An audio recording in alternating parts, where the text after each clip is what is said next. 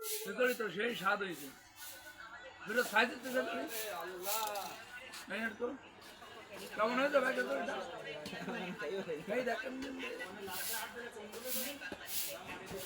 ভালো না করে সেগুলো মানুষই যাত না যে ভালো না করবে সেগুলো মানুষই যাত না যে ভালো না করবে না ওই জন্য অত আর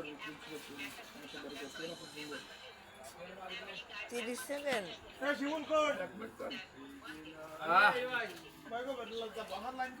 মধু খালিছে হ্যাঁ খিচুড়ি তো সেই রান্না আসলে